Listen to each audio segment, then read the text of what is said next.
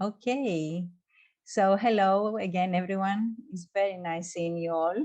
We have a big crowd. Today, it's a very big pleasure. My name is Efi Pirianaki. I am coming to you from Athens, Greece. I'm very happy to be cooperating with, hi Maria, with the Alexander Lowen Foundation. I am responsible for community outreach. I am a body psychotherapist, graduated from Core Energetics Greece. And I have my practice in Athens, and I also work online.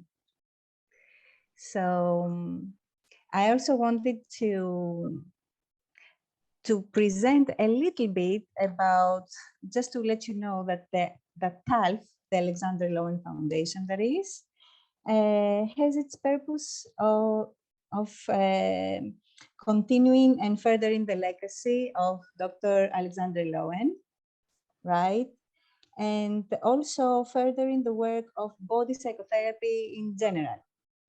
And what better way to do that than having one of its pioneers here with us, hosting her event. I will talk about her in a moment.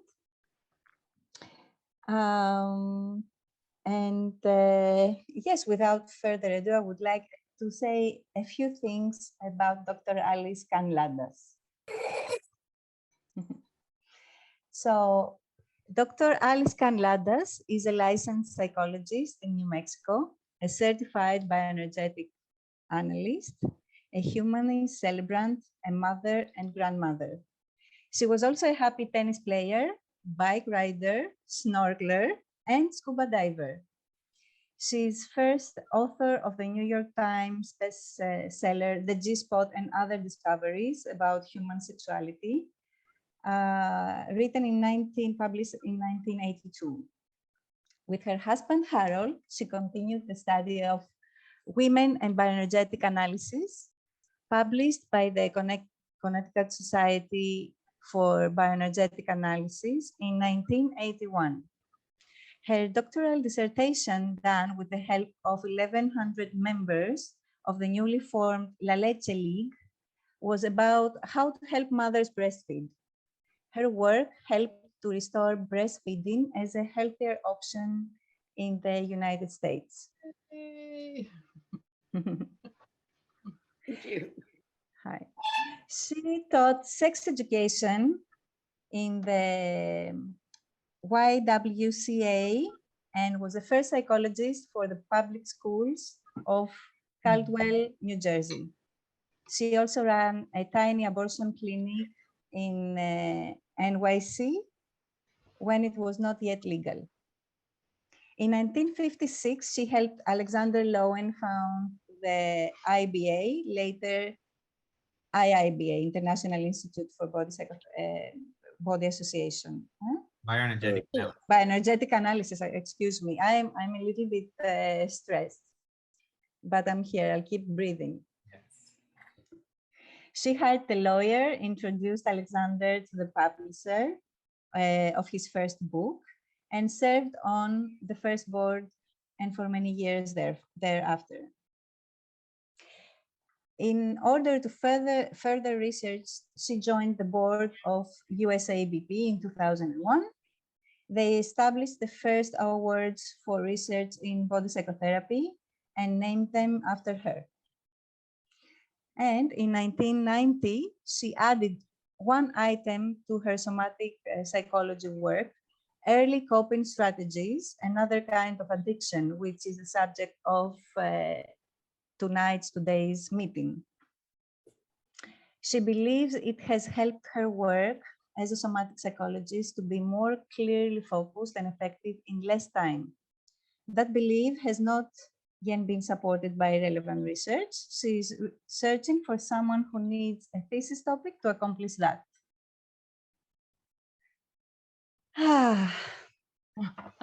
So I would like to introduce you to Dr. Alice Kahn Ladas. Hello, Alice. Hi. And before what a nice introduction. Of course, this is your life. Unknown caller. Sorry. Okay, thank you for keeping your microphones muted. And before Alice comes, talks to us, give us a small introduction, I would like, of course, to also welcome our executive director, Frederick Lowen, here. Yep, thank you. And just to let you know that Frederick Lowen is a certified bioenergetic therapist and the executive director of the Alexander Lowen Foundation. He is, of course, the son of Dr. Alexander Lowen and manager of Lowen Copyrights. Frederick has extensive experience in bioenergetics, somatic psychotherapy, workshops and training groups since 1968. He seeks to expand the visibility, appreciation, and use of bioenergetic somatic psychotherapy. And he lives in Vermont, USA. Am I saying this right, Fred? Yep, perfect. Thank you, Effie. So I would like to give you the floor, if I may say, to have your own small introduction about this night or this day, we can say. Great, great. Well, thank you very much, Effie, and nice intro. I want to welcome everyone to this event. I'm very pleased to have Alice join us and share some of the essence of what she's learned over a very, very long lifetime. And I must say, Alice, you know, I know that you'll pass someday, but it just doesn't seem soon. It's great. It's great to have gotten to know you so well, especially these past 10 years. And I'm so pleased to have you join us. Thank you very much. The one thing I would like to take this opportunity to say is that really what this work coming out of my father's work, bioenergetic analysis, and all body psychotherapy is that it really highlights it highlights a condition that I think is virtually unknown outside of the field of body psychotherapy, which is the mind-body split. And the mind-body split, I just want to take a moment to mention that I feel as though it is the affliction that is fundamental to all psychological disorder and all social dysfunction. It's not a proprietary term. It's very much a construct, just like the ego is a construct, but it defines a condition which my father describes as being out of touch with one's body. It's a condition in which our thinking is not informed by our feelings, and our feelings are not informed by our thinking. And so we've come to live in a way where our ideologies and our thinking has really created a very unreal environment. As you know, there's a lot of craziness all over the world in how we all try to live together. And I would ascribe this most fundamentally to that mind-body split. And I encourage all of you to incorporate using the term the mind-body split, because it really refers to a very real affliction that is devastating to how we all live together. And yet academic psychology doesn't recognize it. Science doesn't recognize it. I would hypothesize even that science cannot actually validate or assess the mind-body split. It's a condition that really is beyond science, evades science as currently practiced. And I only encourage you because in our work as body psychotherapists, whatever modality you use, people ask, how does the body really fit into the psychotherapy work? And of course, we all know the good answer to that. You know, we are our body. We are what our feelings are, not so much what our thinking is and what our thoughts are. And not being connected to our feelings, we're not really connected to reality. And so we live in this somewhat unreal, crazy world. And until we can achieve some recognition for this affliction, I'm afraid we're only going to be susceptible to it, and things will continue to get worse. So I think my message today is to really think about this mind-body split and see if it doesn't serve us as body psychotherapists to really explain better what we have to offer that's so unique in the world compared to other modalities and talk therapy and medical interventions. So with that, I'd like to perhaps encourage Yaniv to introduce himself before we get on the program. And again, I thank you all very much to attend. Yaniv? Yeah, thank you. I'm just really happy to be here. I'm Yaniv. I'm also a body psychotherapist. I was a patient of Alexander Lowen, and my training is in biosynthesis, so I integrate both. I also work with groups, and I've been with the foundation for over a decade now. And I had the pleasure of meeting Alice back in New York City. I think it was in 2011. I remember that day clearly. It was raining and you came on a bike somehow, and it was really a wonderful meeting. And I'm really happy and looking forward to hearing you tonight. I feel like it's I don't know, it blows my mind that you met Reich and you met Lowen, and it's just all coming here via Zoom. It's just crazy. So that's that. And I guess we'd love to hear you now, Alice. So you're welcome to present yourself or have your opening remarks, and then we'll all watch the first part of the recording and we'll take it from there. Well, thank you. I'm so grateful to Fred for continuing the work of his dad, and also for inviting me to talk about something I'm adding that very recently. I was involved with the Institute of Bioenergetic Analysis from 1956, from its start, when I suggested that Al and his partner, John Pierrakos, create a not-for-profit organization. I'm still a bioenergetic analyst, but I'm adding one item to the somatic psychology I've been practicing for 60 plus years. I happened to stumble on my own early coping strategy about 10 years ago, and modifying it even slightly with great difficulty was truly useful to me personally. So I'm going to stick with that subject, even though I'd love to comment on a lot of other things that we're all interested in. I started adding really coping strategy to what I was always doing with my clients, and discovered it was useful to them too. Today, I give regular homework in the form of tiny steps towards helping clients modify their early coping strategy, which was very good. That helped them to survive in whatever place they were born in. It's hard work to modify. If there are students listening who need to do a research project for their degree, please consider creating one on early coping strategies, another kind of addiction. I'll be glad to help with it if I'm still around.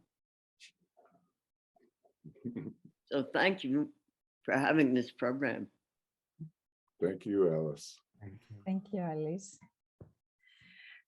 Okay, so before we begin with the first part of the video, I would like to to invite you to comment in the chat box or write questions in the chat box. Of course, there will be time for Q&A, but you are most welcome to participate any way you would like in the chat box. And later, if you want, just use the reaction button, which is in the bottom right, and that gives you an option to raise your hand if you would like to comment on it or have a question.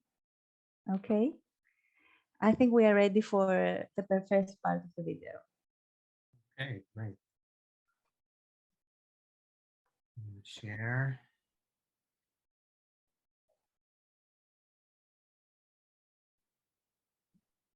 Okay, can everybody see my screen? Yes.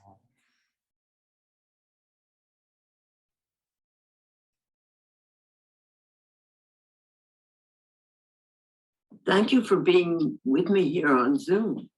I'm sitting on my office sofa next to two creatures who are connecting well in person. I wish we could meet in person too. However, I'm happy for the chance to share in any form something simple I've recently added to my sessions after more than 70 years of working as a social worker and psychologist. It's a small addition my clients and I have found extremely helpful. It enables them to respond more resiliently to the present challenges that brought them into my office. I've been asking myself why it took me so long to start doing what I include today. And I answered, because none of the therapists I work with, either in talk therapy or using psychosomatic approaches, thought to help me identify my own early coping strategy. Had they done so, it might have saved time and me some hard-earned cash. In addition, I might have made a few wiser decisions earlier in my life. So what is an early coping strategy? It's the way children choose to behave in order to accommodate and survive in whatever family and culture they happen to be born in. Among the persons who show up in our offices, many, if not most, are people whose early need for loving connection, safe caretaking, and nourishment were not met. Those whose needs are partially met are less likely to seek our services unless they run into huge traumatic events later in life. Depending on the circumstances, kids may choose to fight, hide, run away, not speak up about what's bothering them, lie, steal, or become the champion person in whatever they do. Kids can be very inventive. If they come to our offices, what they did was life-saving. What they chose to do was useful at that time. But they no longer live as kids in an environment over which they have no control. Continuing to use the same early coping strategy does not permit them to create the kind of life they long for now. Like many of you, I have an opening session form for new clients. The last question is, if we decide to work together and are successful, what will that look like? This helps me focus on what they want for themselves, not what I think they should want. Some can answer that question easily, many cannot. I get answers ranging from, I don't know, to, when I have completely freed myself from past patterns, know what I want to do with my life, find out where I want to live, what I want to do, make planned, conscientious choices, etc. The variety of answers gives me advance notice about what we may be heading into. Once we start working, like I ask for basic information about the family and the culture in which this client was raised. Rather than focusing heavily on what was done to them, I asked very early in the session, what did you do to accommodate to those circumstances? It's easy for some clients to identify their early coping strategy. For others, it can be very difficult, sometimes unconscious. Whatever the strategy, once identified, instead of giving it a diagnosis as something wrong, following the medical model, I make it right. It was a good strategy which helped them survive in making what they did right rather than what is wrong and requires fixing by me, needs a better connection between us. And safe, supportive connection is the main factor in any successful therapy and in most successful lives. My diagnoses made me feel less than worthy. Wouldn't you rather be told there's something right about you than something wrong? Since most of my clients use insurances of one sort or another, I'm obliged to give them diagnoses. They help us choose the best method of therapy for the particular problem. Most, although not of all our professional orientations, originate from the medical model. My lineage descends from Freud. During my early years of working, only physicians were allowed to be therapists. If we are lucky with insurance in the USA, we go to doctors apart from annual checkups because something is wrong with us and needs fixing. In the early days of psychotherapy, it was less of a collaborative venture than it is today. So I refer to the people who I work with me as clients rather than patients. Our collaborative effort usually requires modifying some aspect of the early coping strategy in order for clients to manifest what they want in their lives today. The original title of this talk, Early Coping Strategies, Another Addictive Behavior which May Sabotage Connection, was for a workshop I gave at Southwestern College. Why do I identify early coping strategies with the concept of addiction? Because they are just as difficult to alter as addictions that are ingested or smoked. Altering early coping strategies does not result in the kind of painful withdrawal physical symptoms caused by physical types of addictions, but attempting to modify them causes anxiety, often intense anxiety, just like drinking or smoking. A definition of addiction I like is an ability to stop using a substance or engaging in a behavior, even though it is causing a psychological or physical harm. Well, why the inability to stop? Because our amygdalas tell us not to alter a strategy that once kept us safe or made us feel better. The amygdala is stupid. It doesn't know the same tiger is not running after it. That statement refers, of course, to the work of Peter Levine, whom I met initially because both of us were interested in bioenergetic analysis, one early form of body psychotherapy practiced in the United States. Because of the great difficulty of modifying a successful early coping strategy, I warn clients to be patient and happy about even very tiny changes in the right direction. Small changes can lead to large changes in behavior. To do so also involves becoming more acutely aware of what triggers the early coping strategy. When the ancient behavior is triggered, one needs to breathe and say to oneself, this is triggering my own early coping strategy. Instead of reacting, I need to stop, breathe, and remind myself to act in a way that furthers what we intend, rather than react to the challenge. In the age of COVID, that can sometimes be even harder to do. Having been forewarned about the anxiety clients are likely to experience when modifying an early coping strategy, it's helpful to discuss the many possible ways of dealing with anxiety. Breathing is the most important first option. Everyone tends to stop breathing fully when confronted with difficult challenges. Everyone also has different views about the best way to breathe. Any way to release diaphragmatic tension is better than no way. My favorite instructor is Dr. Breath. The emphasis was on the out breath, so that the carbon dioxide is cleared, making room for the oxygen that we need in every cell in our bodies. As part of the next section where I work with a pretend client and a made-up history, I hope to demonstrate a bit about how that works. My clients have found it useful for coping with anxiety. Becoming more aware of the triggers helps clients to stop responding automatically. For an example, An accomplished female scientist in her late 30s, longed for a compatible husband. She had the habit of dismissing eligible suitors before they could leave her. She was so certain and afraid of the pain of being abandoned. The pattern was based on what had happened with her unavailable dad.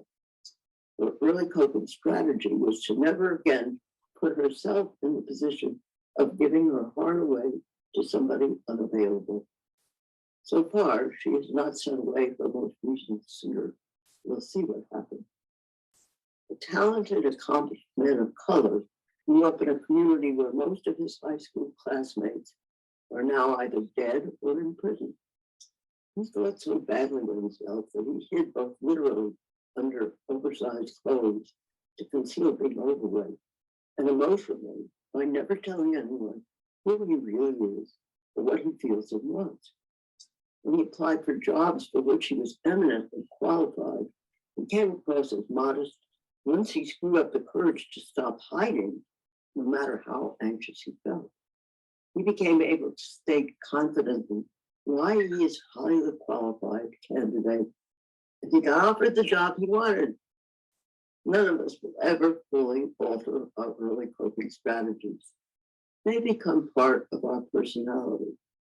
But with awareness and support, all of us can learn to identify the triggers that bring it up, cope with the resulting anxiety, and respond more flexibly and resiliently to the new challenges we face. Before ending the talk part of this presentation, I want to mention and demonstrate how early coping strategies might manifest in the body as well as in behavioral responses. I've been referring to body psychotherapy, and some of you may not be sure exactly what that means. My training in our field began in Orthodox institutions and then veered off into something which in the 1950s was considered very dicey because it included the use of agreed upon touch and it involved standing as well as lying down or sitting. Remember, Freud sat discreetly behind his patients while they free associated. I began studying at the Washington School of Psychiatry. My first teacher, Dr. Wilhelm Reich, specialized in treating schizophrenia with psychoanalysis. The lineage was Freudian. At that time, I was working for a psychiatrist who later teamed up with Charles Schultz of Peanuts to teach amateurs to listen to people who needed to talk to someone. Lucy sat at a table outside the building offering consults for 5 cents.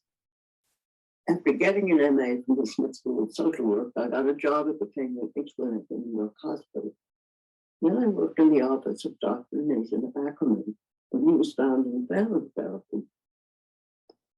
However, I was still not satisfied with the results of the various therapies on myself or on my clients. So I became interested in body psychotherapy as practiced by Dr. Wilhelm Reich. He was the first person to introduce this concept into the United States, landing in the USA the very day World War II broke out in Europe. Reich was once Freud's most promising pupil, but the first European psychoanalytic organization threw him out because his approach to sexuality challenged the Viennese custom of that year. You may not know that Reich is the only person who had his books and research equipment burned by both the Nazis and the United States while being simultaneously on Russia's top hit list. Was he doing something important to garner all that attention? What caught my interest was his work with the body. He did not rely totally on verbal exchanges. He touched patients' bodies with their breathing, pushed on their chests to help them breathe more deeply, and helped them move energy into other parts of their bodies that were either undersupplied or too highly rigidly held. Reich was rewarded for including the body in psychotherapy by being put in prison for contempt of court, but he died of a heart attack. I was present when his books were burned in the 1950s. And so shocked, I quit the field until one of Reich's pupils, Dr. Alexander Lowen, embellished on Reich's somatic work with patients. Lowen had heard Reich lecture at the New School of Social Research become a patient, and with a colleague, Dr. Pierrakos, developed his own form of body psychotherapy. I helped Lowen found the Institute for Bioenergetic Analysis, served on the board for many years, and am a certified bioenergetic analyst. More recent brain and neurological research has confirmed that work on the body, in addition to talking, is vital. The most recent confirmation is the work of Dr. Stephen Porges, Mr. Vagal Nerve. As the field of body psychotherapy evolved, the psychotherapists were so upset about psychology's focus on thinking rather than on the body and feeling, they went through a phase of focusing on feeling and discarded thinking. Charles Kelly, who founded the Radix Institute, gave workshops on both feeling and purpose. He was appalled to discover that hundreds signed up for the feeling workshops and hardly any for those about purpose. This temporary neglect of thought may be one reason I did not think about early coping strategies until much later on. Reich's interest in the body in early childhood led me to teach the first Lamaze course in the USA, and under protest from the faculty at Columbia University, to write my doctoral dissertation on breastfeeding, the less available option. It was with the help of 11 members of the newly formed Leche League. Only when the famous anthropologist Dr. Margaret Mead agreed to be on my doctoral committee was I permitted to study this unimportant subject. Information about the study was published in 3 peer-reviewed medical journals, and it helped restore interest in breastfeeding in the United States and the Caribbean. Okay, I'll stop talking and demonstrate how early coping strategies may manifest in the body. Early on, I asked clients to take a comfortable stance. If someone as small as I am stands in line like this, I come away with the thought that they may undertake more than they can manage. If someone 6 feet tall takes a stance like this, I suspect they don't take up enough room for themselves. If the feet are turned out like Charlie Chaplin, I suspect they may have difficulty standing up for themselves. I notice whether the knees are soft or locked. Those with locked knees are more likely to feel insecure. They are often pushovers and have trouble standing up for themselves. Depending on the problem for which they are seeking help, I may ask a client to move their pelvis independent of the rest of the body, like this or like this.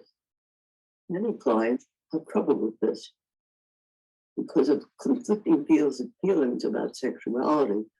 They become stiff in that part of the body to dampen strong feelings. I encourage clients to practice such movements at home in front of a mirror as homework so feelings can flow through more easily. I might ask other clients to make a backward bend. Some cannot bend very much. Others bend extremely flexible. I suspect their early coping strategy is bending with the wind, being more agreeable than they should be if they want to accomplish their own goals. You may have noticed a strange piece of furniture in my office. It's a bioenergetic stool and is used to help breathing and release tension in the back of the front of the body. I use it often myself to loosen my upper back and free my breathing.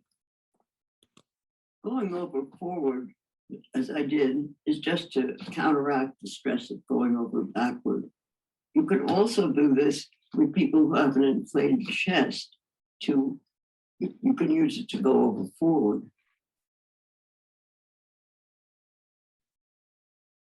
Someone needs to do the research to back up my N of 1 viewpoint.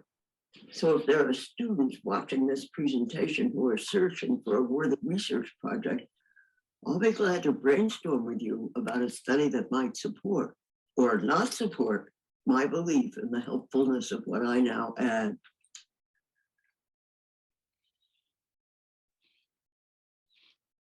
Okay.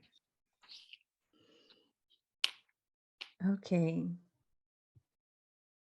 We're back.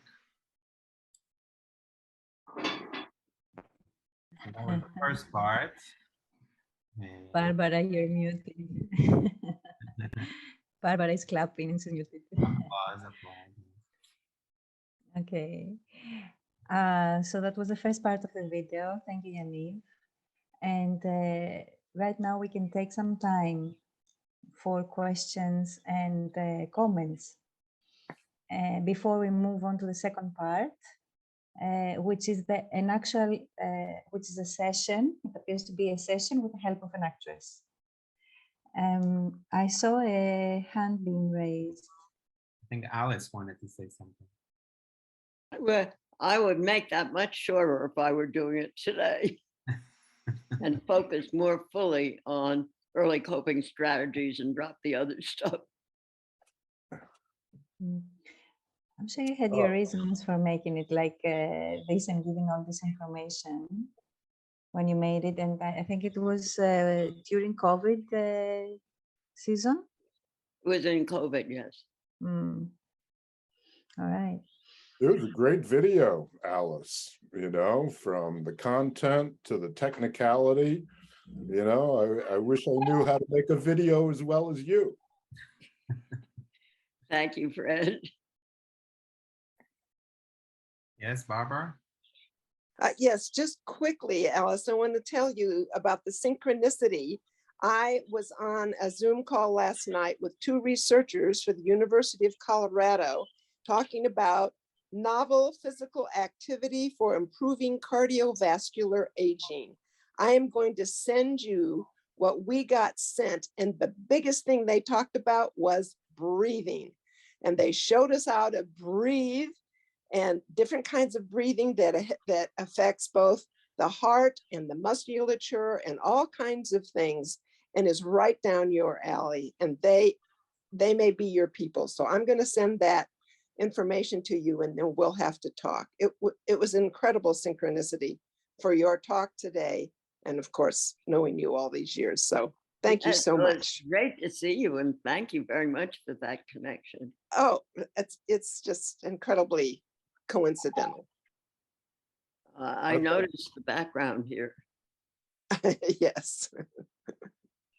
I'd like to chime in just to say that I think that it's safe to say that none of us breathe well. And I would say further that if we did breathe well, that 80% of all of our anxiety and stress would just disappear. But of course, the difficulty in breathing well is to come to terms with the fears that Alice was informing us about, that really does restrict our breathing. And so it takes more than just learning how to breathe. We really have to understand what the blocks are that reduce and restrict our breathing. Well, I think that's true, but this scientific kind of thing sort of bypassed that, but they need to know about your work, because what you're saying, Fred, is absolutely correct. But there's even a device that they show, and there's certain kinds of things that they are having people do to increase the breathing without looking at why they're not breathing. But ultimately, what if we can get those two things together, it will be incredible. No, absolutely, absolutely. It's amazing to me how little attention is paid to breathing in contemporary medical practice. Well, I heard from somebody that I knew during the Reichian era, Dr. Maria Stowe, and she's saying the pleasure anxiety of this culture is the basic problem. Reich brought in the pleasure of sexuality and said it wasn't bad, it was good. He wrote a book called The Function of the Orgasm. Yeah. Not our society now is moving way far away from that. Yeah. So, yes. So I'm back to sex education. Back to basics. Sure. Well, sexuality is a tremendous issue in this culture. And I think that, in our country, in the United States, you know, this whole abortion debate, the LGBTQ issues that we struggle with, and the gender inequality is really just a face of our fear of sexuality. In addition, I just add this one more thing. Yes.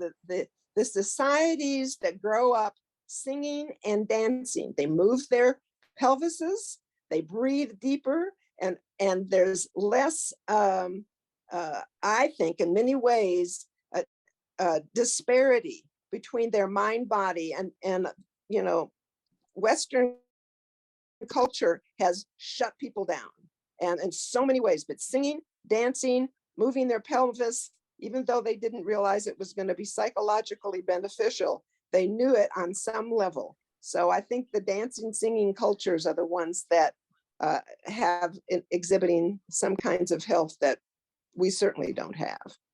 No question, no question. Also, I recognize too that dance movement therapy, if it's done well, is every bit as good as the bioenergetic and analytic work. You know, there's very little difference between the two and their goals. Yeah. Yes, we also have a question from Gary Peter. Gary, would you like to phrase your question? Sure. Alice, thank you for that video and start on it. I'm curious how you see the early coping strategies relate to the common safety patterns that the character structures kind of fall into. I mean, Stephen Kessler talks a fair amount about those safety patterns related to the character structures, although he's got a slightly I think that's a really good question. And the research on this could be including that. I haven't really done the research or thought about it quite in that way, but let me see. Well, tell me how you got to that question. How do you think it relates? Well, I mean, you know, it's you know, that certain character structures tend to use, excuse me, a common or somewhat common pattern to feel safe. And so the early coping strategy, to me, certainly part of it is how do we, you know, learn to receive love and give love when we're really young, but and fit in, but that's also related to how we feel safe. So, you know, like for example, a connection might be a common strategy for an oral. Always looking for connection because they feel safe.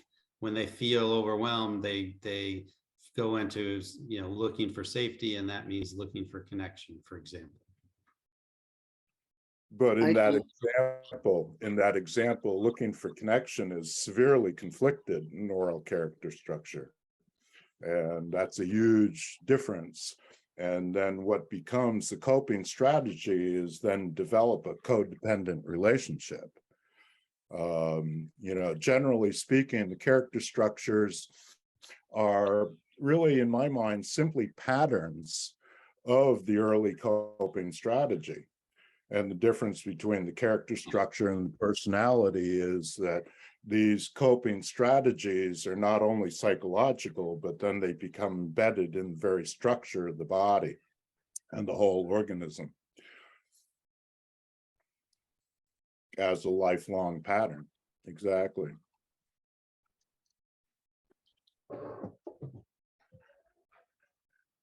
Why hugely conflicted? Well, because of the fear of the rejection or the fear of the abandonment. You know, the oral character is development out of an abandonment situation, and that becomes so painful that you know, while they search for connection, at the same time it's evasive to them because they're simultaneously so afraid of it. And these, of course, are elements that exist mostly, if not entirely, in the unconscious. Gary, is your question covered? Yeah, thank you, Fred. That Mhm. was definitely helpful. Yeah, if Alice has more to add, I'd like to hear from Alice too. Yeah, please. It's a great topic for the research into this. I haven't really delved into it much more than I did on the video. But for example, I have had in my practice somebody who hid all the time. And to unhide was very, very difficult. I've had people whose early coping strategy was running away. That gets very dicey because they also want to run away from me because we start connecting. Sure. Mhm. Transferring. Alice, would you care to say anything about ideas you've had for research? No, because I haven't really thought it out fully. If anybody wants to do research, I will work to think it out carefully. I would say And I guess the first thing is I should write up some of the people I've worked with coping with their early coping strategy, but I'm not sure I have the energy to do it anymore. yeah, because research, the way contemporary science operates, is very difficult to validate people's feelings or many of the common psychological mechanics. You know, for example, denial. Denial is a huge mechanism that people use to protect themselves in a sense. And yet, to my knowledge, science is incapable of distinguishing between denial and not denial, as an example. You know, there's no physiological aspects that relate to the condition denial versus somebody who's not denying.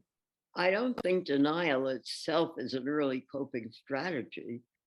I guess it is in terms of no kid knows that the situation they're in is not the normal situation until they get out of it. So, but I think in terms of much more specific things like hiding, like running away, like Yeah, but even that impetus, that impulse to hide or the impulse to run away is very difficult to validate scientifically. well, hopefully somebody will be inventive about it. Hopefully. This is very much the work that Reich was engaged in before it was cut short. Absolutely.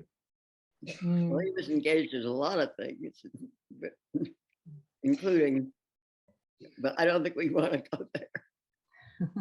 Maybe we can go there after the second part of the video.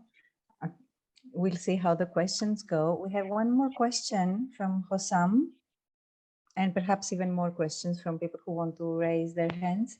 Hossam, would you like to phrase your question? Or if you have an issue with your microphone, I can read it. Hey, can you hear me well? Yes. I'm wondering, the bioenergetics tool, how often should I practice on it and for how long at a time? I think that depends on what you're feeling. There is no, I use it when my breathing is stopping or when I feel a pain in my back. And I use it, I consult my body about how long to use it. So I suggest you pay very close attention. If you're doing more than you can possibly manage at one time, don't do it. And it's really kind of important to go over forward afterward. Demonstrated on it. But there's no given time. The given time is what your body wants and needs. Does that answer your question? Yes, a little bit. So I do it every morning for about 5 minutes, and my intention is to release early coping mechanisms that either I'm aware of or not aware of. I tend to get stuck in the throat a lot. and freeze. But that happens throughout the day, not when I wake up. But I practice on the bioenergetic stool when I wake up. I would suggest you sing when you wake up. Mm. Stool's easier. Maybe I'll sing on the if stool. you have trouble in the throat. Yeah. Yeah. I haven't tried singing over the bioenergetic stool yet, but maybe I'll see what it feels like. I would say that, as I would reiterate what Alice says, that anytime you feel stress or anxiety or upset in some way is an excellent time to use the bioenergetic breathing stool. And what I tell my starting clients normally is generally to restrict the use of the exercises generally, whatever they are, including stool, to maybe 10 to 15 minutes every other day.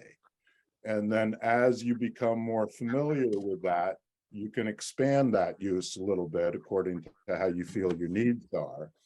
But the reason that I tend to put a little bit of a limit on it is because it has a real psychological effect.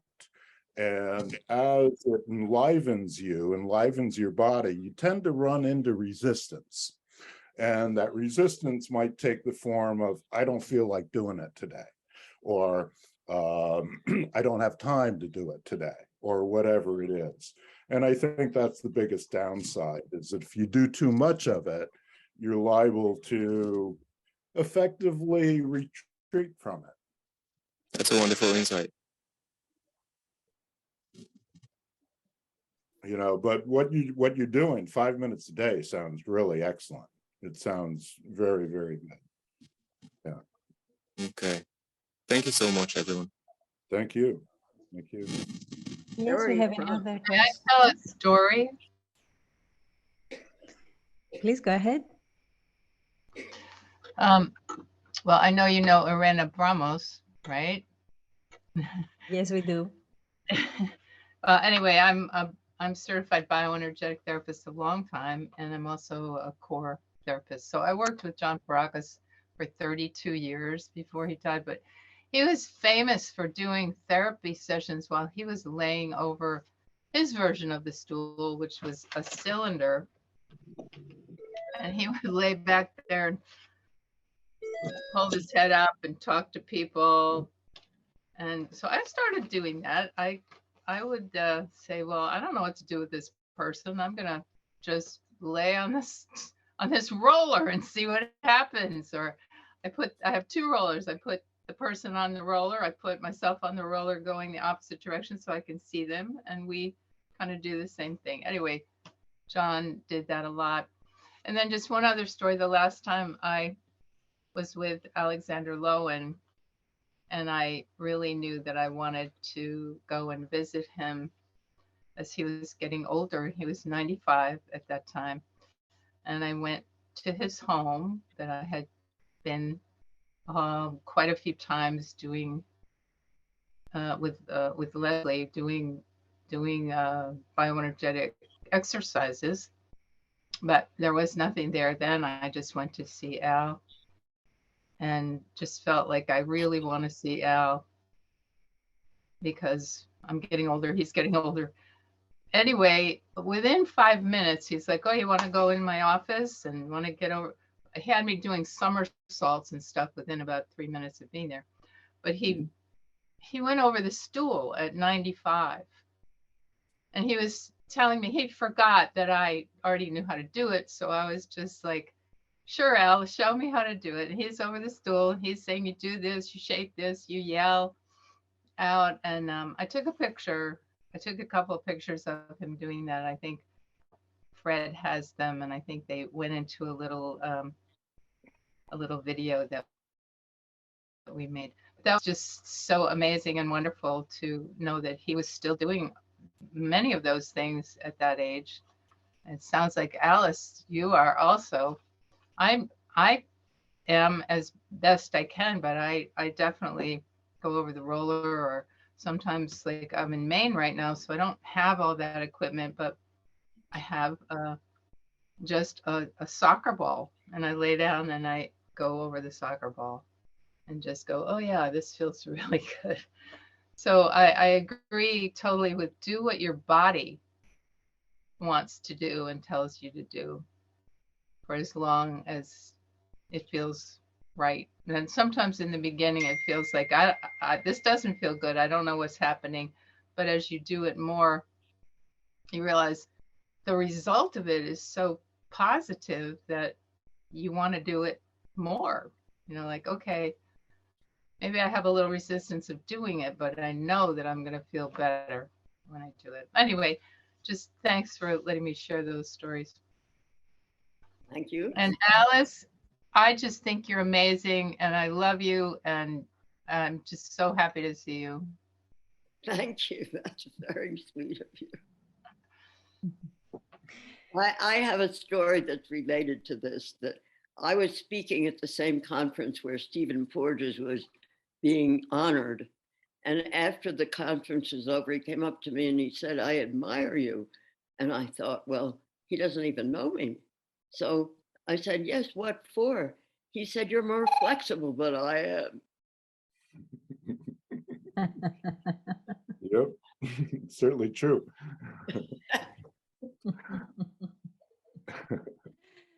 I think that after this comment, we can go to the second part of the video, and yes, and watch the session.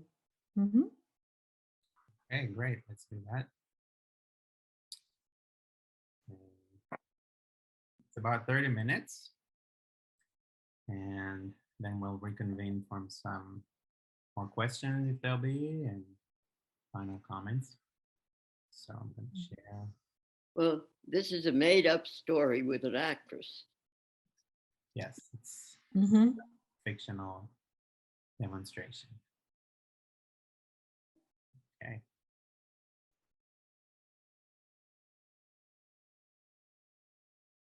An actress has agreed to play the role of the client for the next section of this presentation. The story is fictional, not about any of my actual clients. So now let's move on to a fictional second meeting with a new client.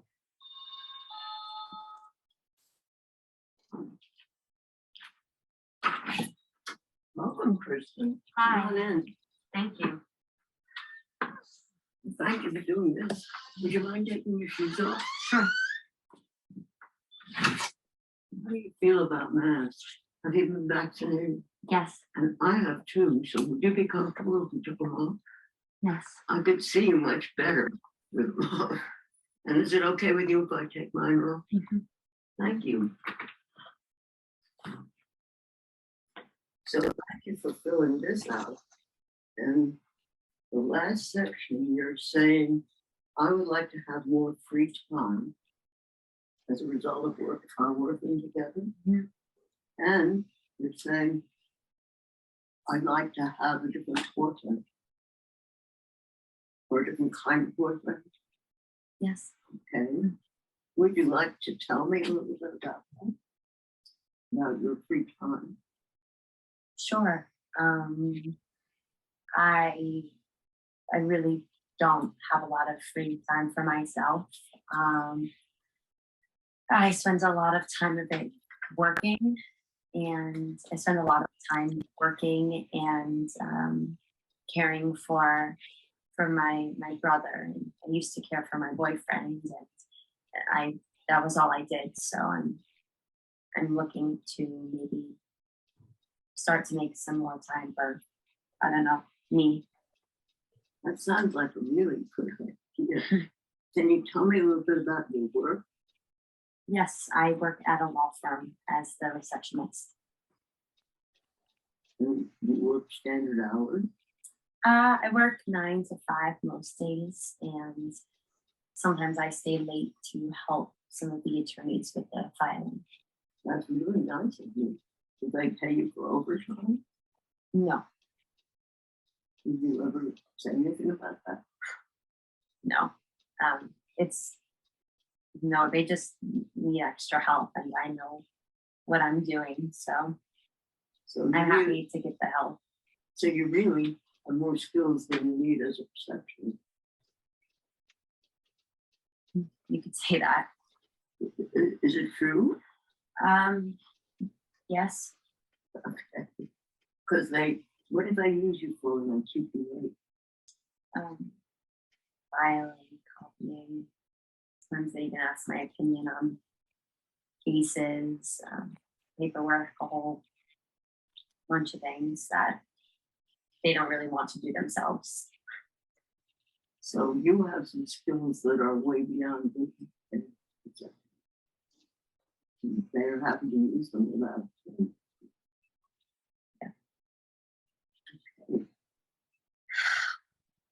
And tell me about your brother. My brother had an accident a couple of weeks ago. He's a painter, and he was painting on, he paints houses, and he was on a roof and he fell off. And his body was really bent out of shape. So I've been helping take care of him. Cook I'm for him, really clean for sorry him. about that. Is he your younger brother or your older brother? Younger brother. And are you a family member or friend who's nearby? No. No, he has friends. He's pretty social. But it's my responsibility to take care of him. I always have. So he kind of expects me to, and so does everyone else. So I'm happy to do it. I want to help. I'm sure that you're a very generous person. I'm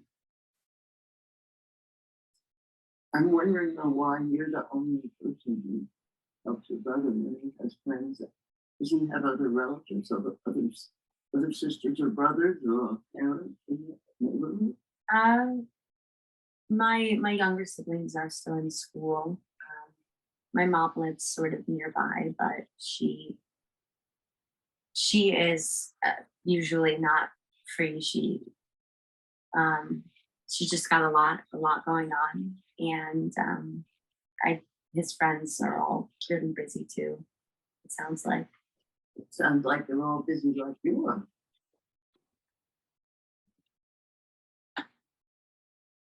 So tell me a little bit about your family when you were growing up. What about them? Well, how many brothers and sisters did you have, and what was it like being a kid there? I am the oldest of 5, so I have 4 younger siblings. And my dad was off.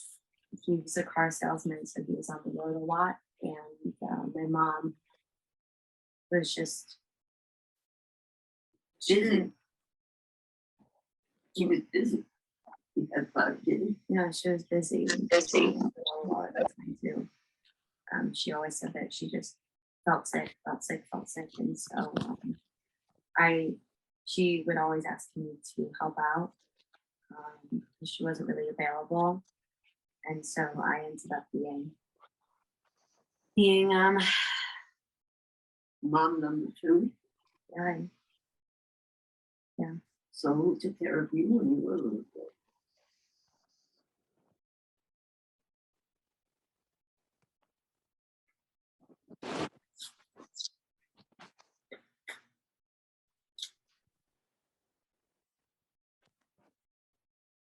Nobody?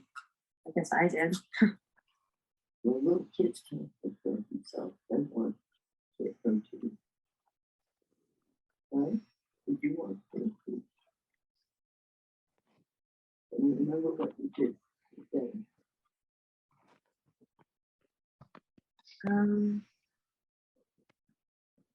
I just wanted to show my mom that I was and dad that I was a really good helper.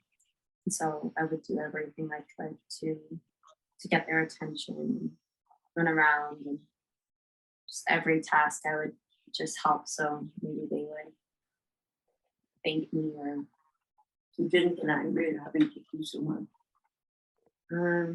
I got angry, but whenever I got angry, my mom would, it just was not allowed. I was more fortunate than everyone, and that just wasn't acceptable. So no. Were you brought up in a particular religion? Yeah, my family is Catholic, so I was raised Catholic. And that taught you to be helpful too. Yes, yes, it did. It was a strong message. So your mom was sort of sickly and your dad was away. So who took care of you?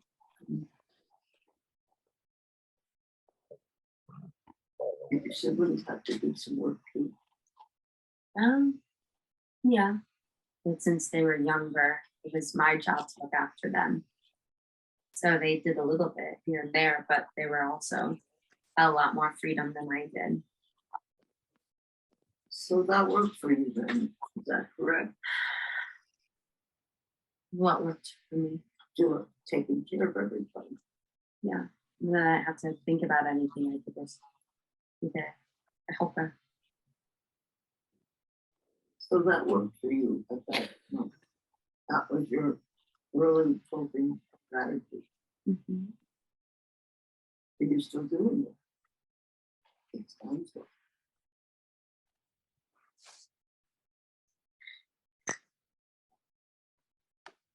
Yeah. And it isn't working that well for you now. No. How did you happen to land in my office?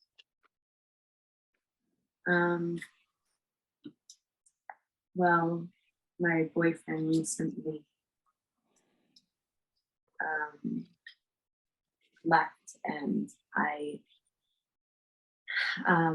just, I don't know, I kind of broke one night and was crying a lot, and a neighbor heard me, and she was out walking, and she just asked if she could help, and she recommended that I could see you.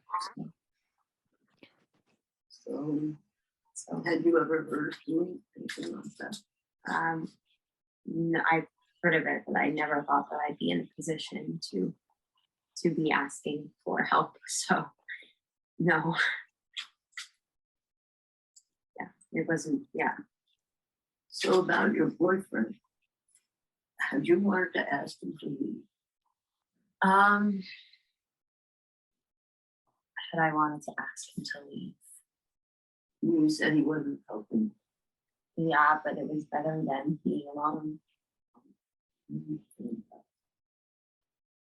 So you felt very sad when he left, even though he wasn't very cooperative partner.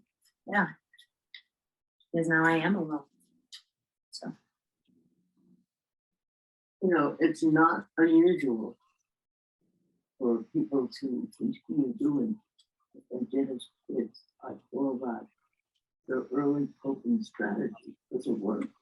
Otherwise, you wouldn't do it without. But it isn't working now, so you're having time for yourself to take care of yourself. You didn't get taken care of when you needed caretaker. And you were scared to ask for it, I guess. Were you?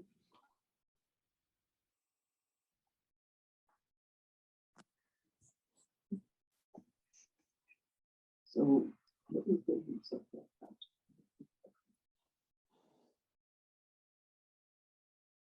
makes a lot of sense. You wanted to have time to take care of yourself. You know, you're not. All of us have stuff like that, you are not. So there's nothing specially wrong with you, except that you didn't learn how important it is to take care of yourself. You learned it was more important to take care of others. That right? Yes. How are you feeling like that? Let's talk about that. A little bit uncomfortable. And when you say uncomfortable, One is being aware. It's very hard to change. Something that's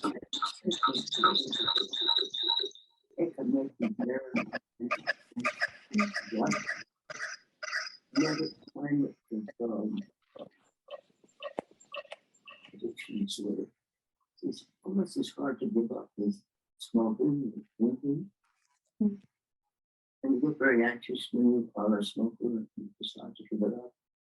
So it's really important to learn how to handle the anxiety. But you don't need to make huge change. You make pretty little ones.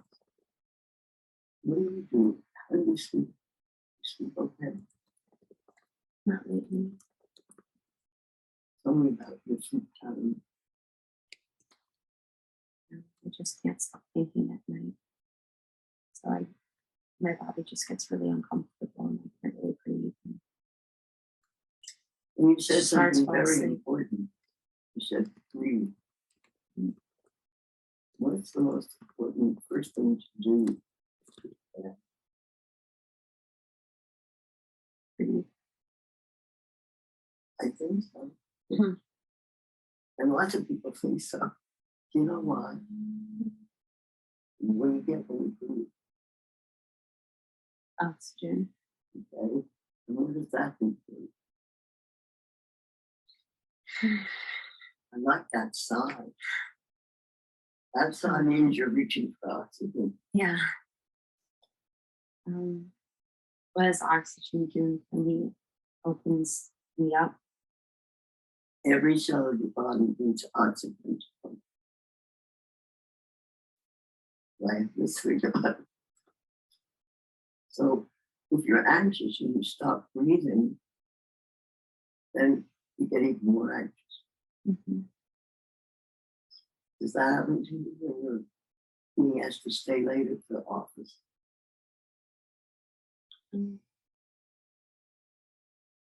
Yeah. So I think it's pretty uncomfortable because I know that I should be asking for more, and I'm not doing that work anymore. It's been 10 years and I'm way more than qualified. I just don't know how to ask for a raise. And I'm tired of them walking all over me, but I don't know. It's extremely scary to ask, and I just don't know how I can do that. Even thinking about it, just. And is that the way you felt as a little kid? Do you remember that you maybe didn't want to do all that work, but you didn't want to say anything about it?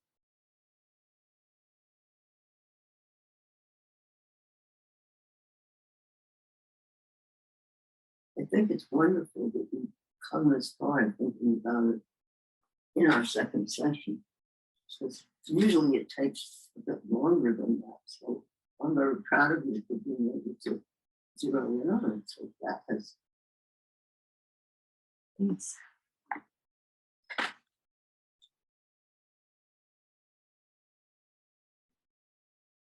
So I had this 11-year-old kid in my office one time who was having anxiety too.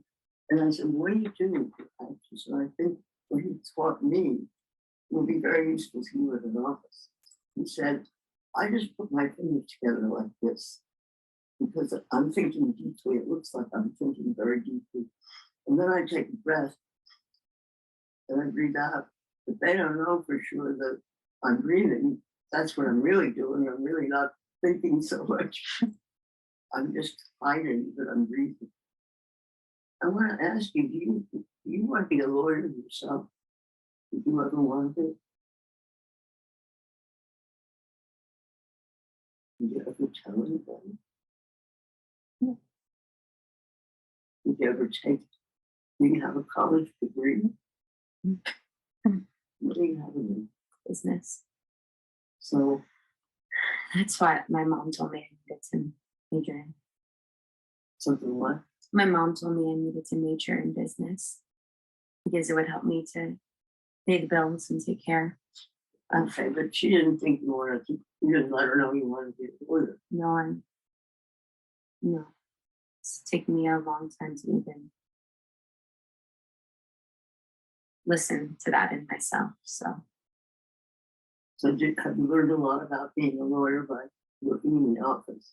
yes, Did you want to be a lawyer assistant and go to night school? yeah, So you didn't work overtime all the time. And you can't go to night school, you don't get paid decent. So I'm noticing what you're doing with your feet. They're sort of like this. See what it feels like to have them on the ground. why does that make a difference? I want you to feel it and see if it makes any.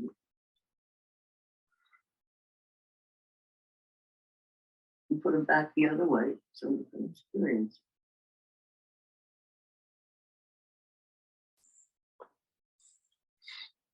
And you're fine. You get your nails. Yeah, That's okay. It's a good way of getting your attention. Did you do that when you were a kid? Did you bite them when you were a kid? So you got it modified somewhat. I have the same problem. So it's not a terrible thing. Okay. Well, it isn't a good thing, but it does say I'm a little nervous. So how do those feet feel when they're like that?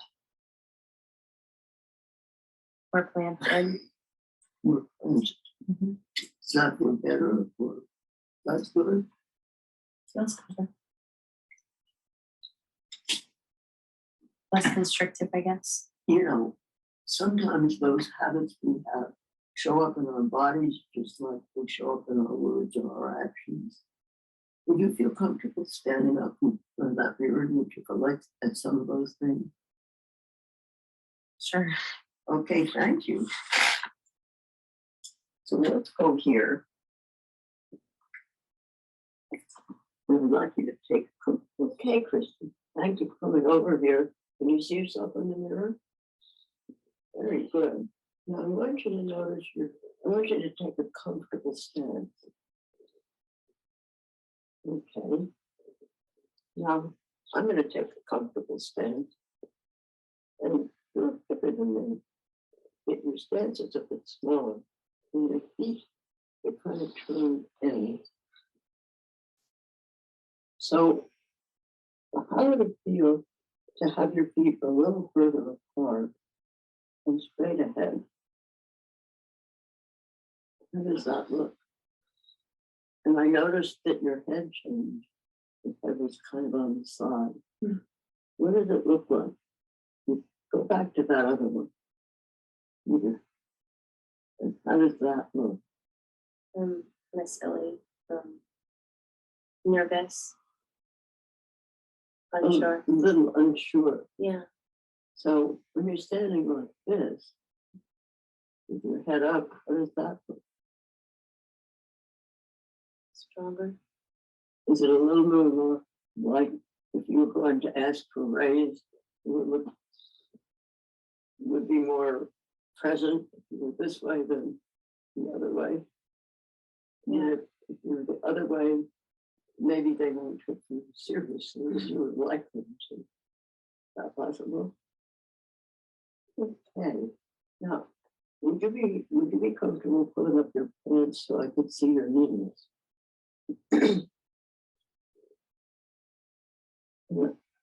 Are they locked or are they soft? I guess they're pretty locked. Okay. I'm going to give you a little shove, okay? Now come back and soften your knee. Not very much, but just a little bit. Can you stand your ground a little better that way? And if you're asking for a raise, you think it might be good as you look like you could stand your ground at the squat? Okay.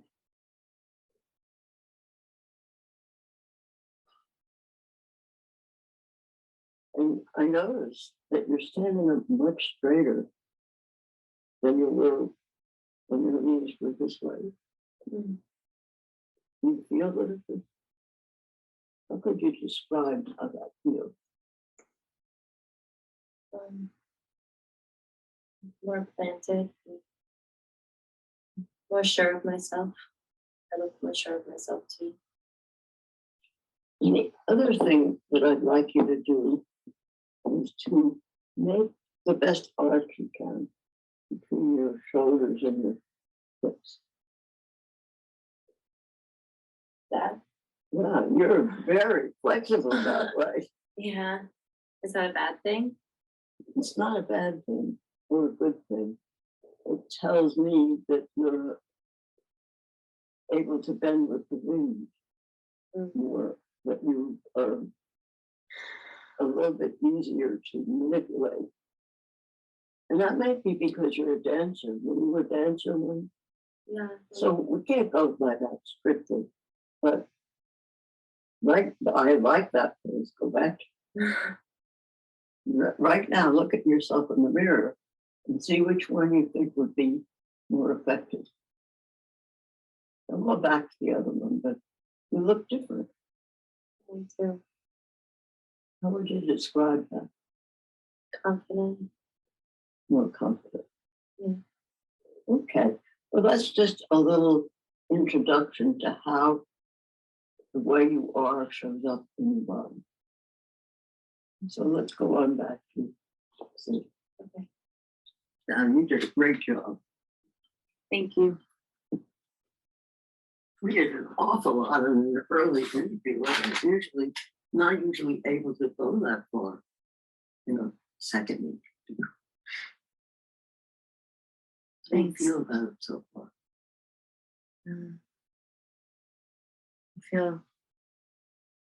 I feel like I can make some changes. I know where to start. That's great. You want to share that with me? Sure. I just think with you pointing out in my body, how my physical posture and everything relates to how I behave, that makes a lot of sense to me. So I think if I just start with maybe noticing my body a little bit more, I think that would be great. that could help.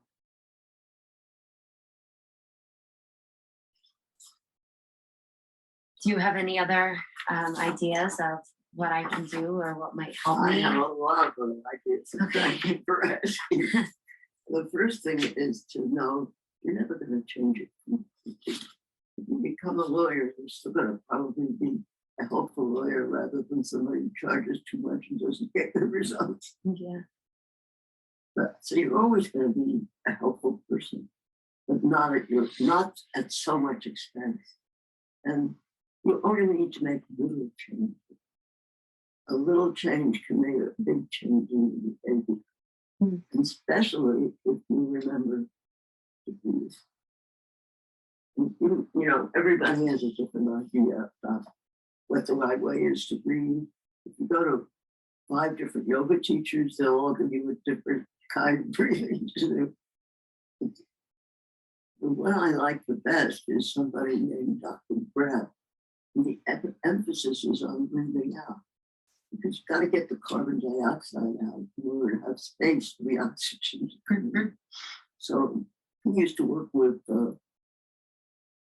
people in the hospital with emphysema, and he was so successful at that he started working with opera stars and Olympic athletes.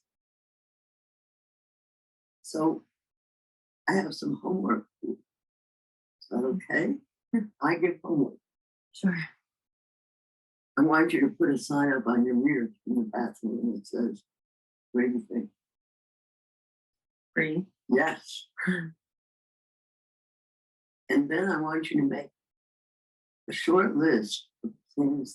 I don't want you to change your behavior quite yet, unless you feel like it. But I want you to make a list a few things you would need to do in order to get more time for yourself. Okay. And you need some time for yourself in order to get a better boyfriend, or to get a law degree, or to even get become a lawyer's assistant, which I think is a good first step, probably. Do you think so too? Yeah. Thank you. Well, I don't want you to confront everything else at one time. Just breathing, and maybe bring me a list of the things, the first things you would need to do to get a little more time for yourself at the office. Does that sound too scary? Not too scary, no. To make the list isn't too scary. Yeah, I can make the list. And then maybe next time, would you like to have another session? Mhm. Yes, please. Should we schedule that? Sure. Do you have your calendar? Not on me, but I can email you. That's all right. That'd be fine. Okay. So I think next time you come, if you bring a list of things you might need to do to get more time for yourself, you may decide to pick one among them as a start. Okay. Okay, I'll try it.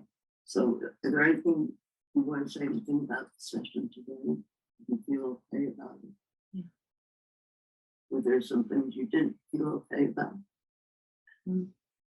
I felt maybe uncomfortable, but that's not your fault. That's all things I need to work on. So it was very helpful. Thank you, Alex. You're very welcome. Pleasure to work with you.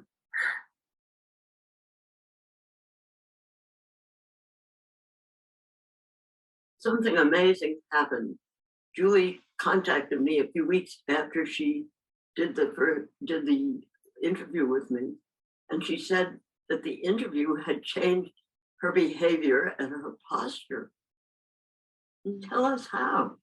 Well, after we did the interview, I had a conversation with my boss at work, and I had discussed how I wanted to receive more money that I believed that my work was worth, and I was able to build up the confidence to ask for that, even though I could have said that the old amount was okay. I asked for more and I received it. And So you were acting and it changed you. Yeah. And you said it funny? also changed something about your posture. Yeah, well. Can you show us? Sure. Well, when we were working in the interview, I noticed a lot of the times physical movements and physical movements I was doing as my character, I realized were more closely related with me than I had thought. So like I would always tilt my head and have my feet be really turned in. And while we were doing that character work, I noticed that about myself. So ever since we worked together, I have been keeping my head straight and my feet planted and in front of me. And it's really helped me to stand my ground in social situations. Wow. Instant therapy. It doesn't work like that with people who are less healthy than Julie. I got lucky. So yeah, I think it works. that's enough, isn't it? Yeah, I think so. Well, Julie, you're a quick study, and that's great for an actor.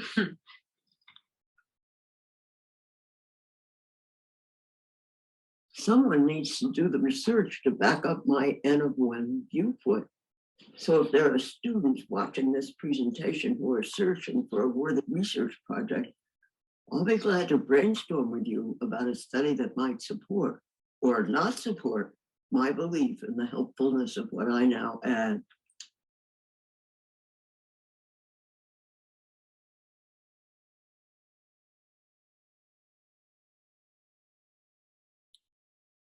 Okay.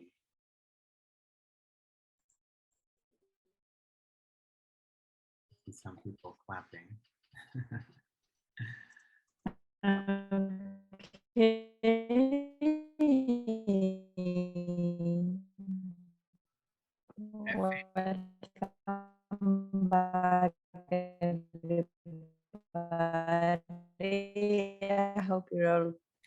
breathing. Okay, Effie, And yes, you were cut off. applauding. Maybe start again.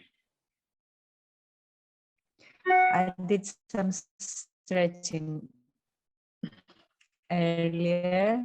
I don't know if you find it a good idea. Yes? It's a bad connection, I think Effie. your connection is a little off.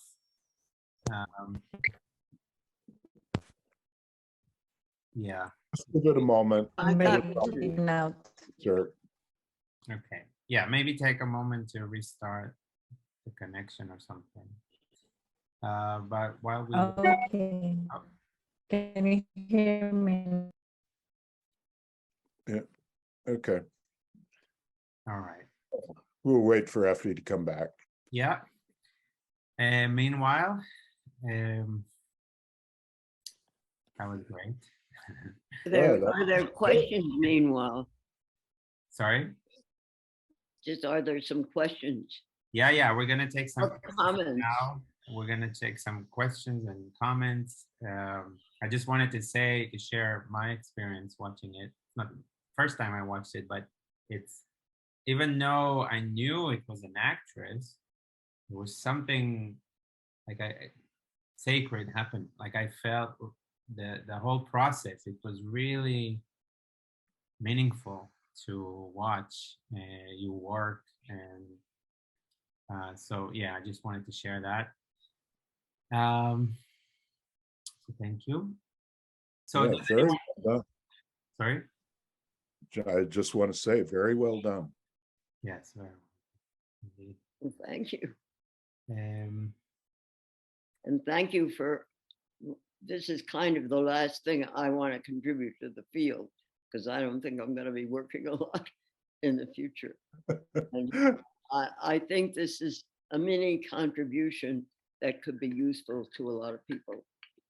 So I'm very grateful to you for making that possible in a little group at any rate. Well, one of many contributions that you've made, Alice, and I suspect it may not be the last. yes. One of my co-housing neighbors says that I deserve to retire. I know I do, but it's enlivening to do the work. Exactly. It is. It's like a calling. It really is like a calling. It's what? Like a calling. It's And much well, more. It's good connection, and when you're very old, you don't have many good connections. Yeah, that's right. My father said there's nothing better than being healthy as you get older and helping other people. And in this, particularly in this work, I think it, from my experience in the clinic, yes, it helps me stay in touch with my body, yes, and my breathing and my grounding. So it's working with clients is enlivening, like you say. Alice, I do have a question right off. I've got several questions actually, but the first question is, was the way the first actress kept her feet so what's the word, toes in, was that scripted or was that spontaneous? That was nothing was scripted really. So it was hardly. As we went along, she had my early coping strategy.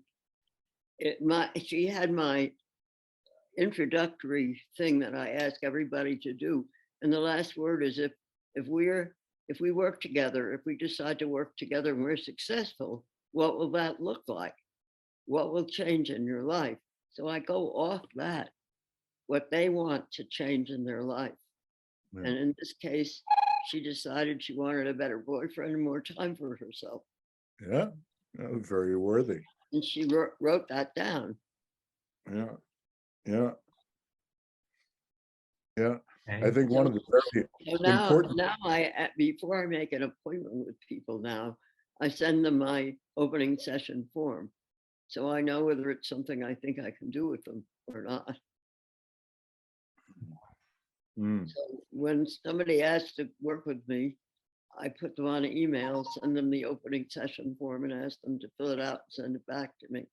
Because lots of people are not in Santa Fe. Sure, sure, sure.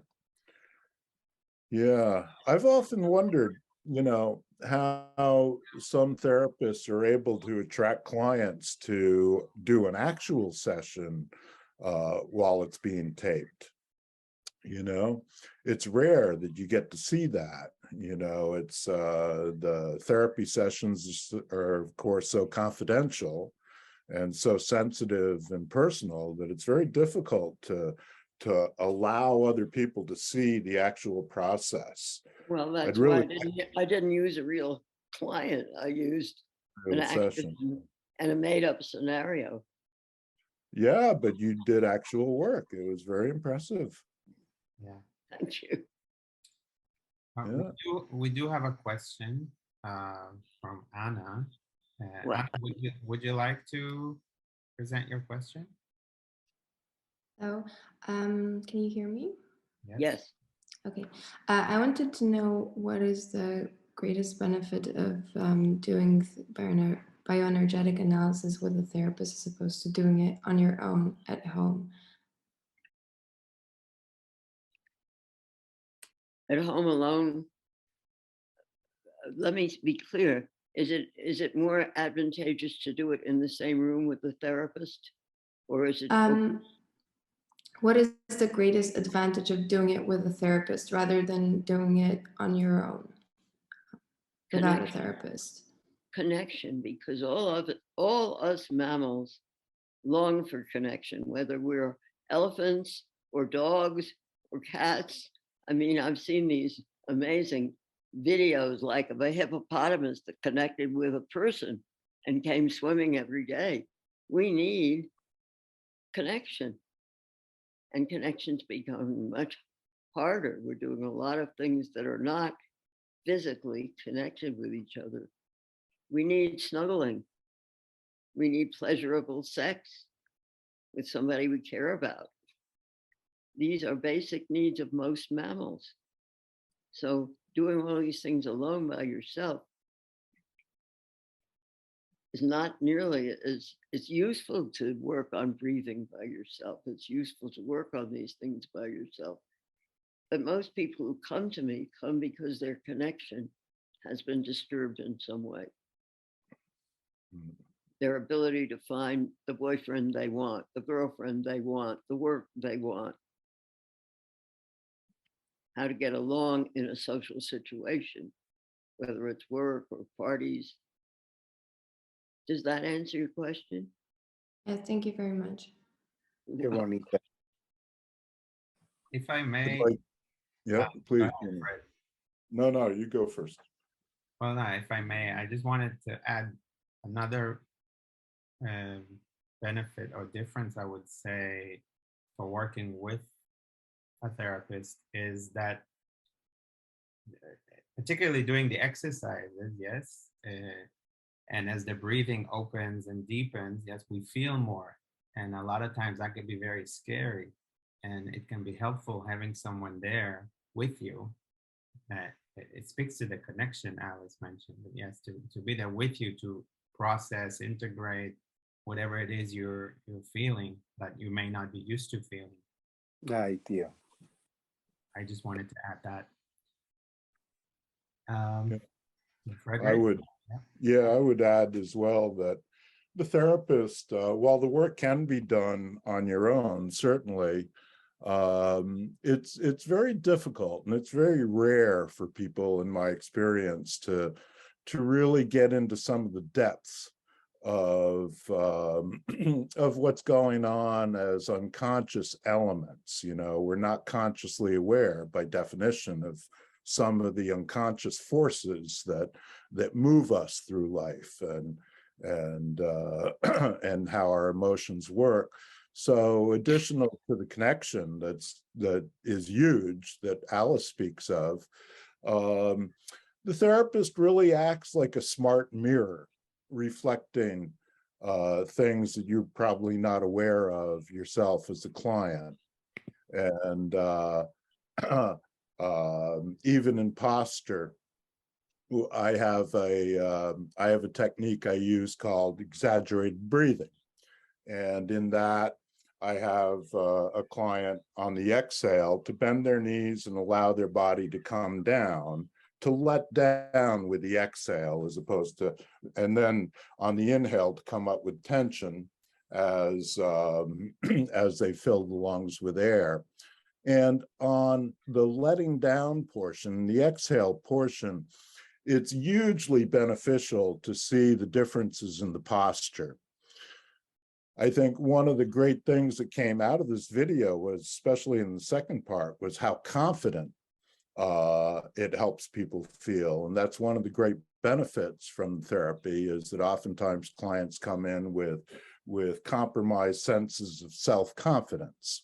And that, as Alice indicated, is very much reflected in the posture.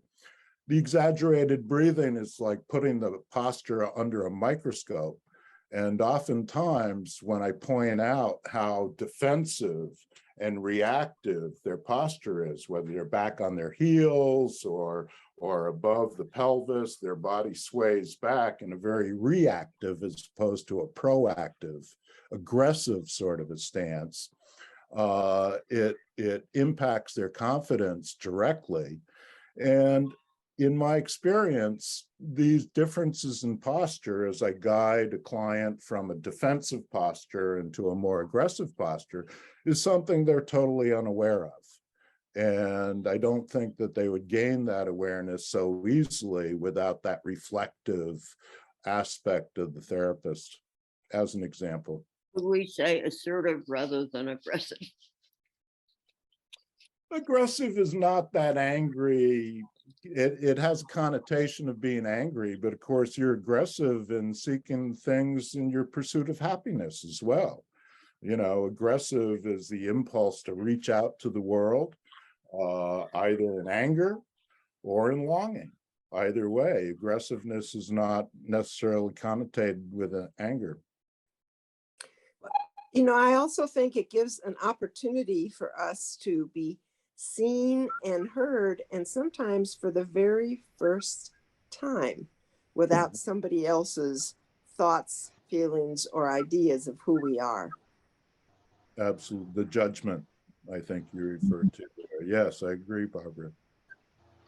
So, Fred, you're the consummate teacher, because I was thinking some of those same things, but I wouldn't have been as eloquent explaining as you just were. I was just thinking, Thank you, to be with someone else, a therapist, maybe a wife or a husband or a boyfriend could do these things too, but not as well.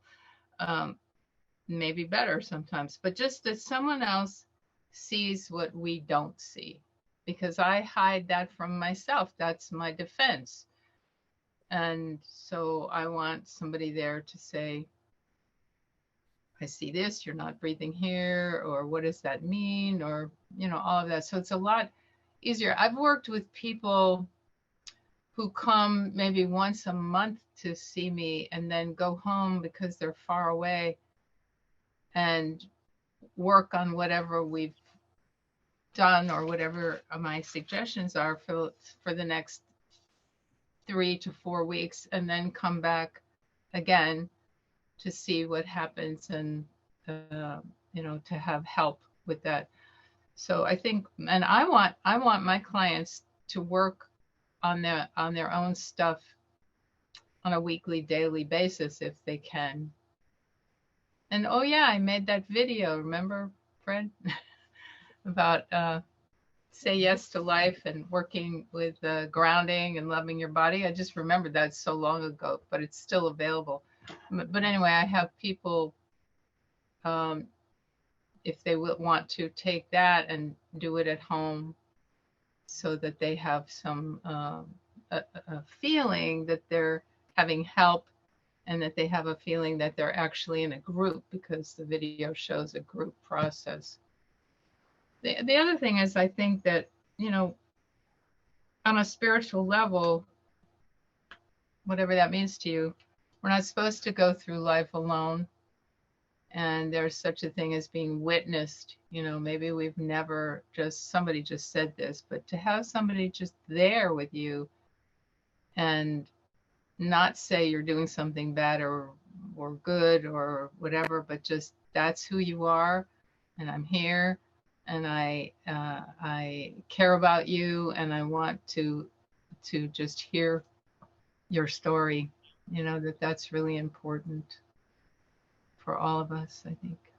Absolutely. I think also I found it very helpful when couples know each other's coping strategies and can take it to account.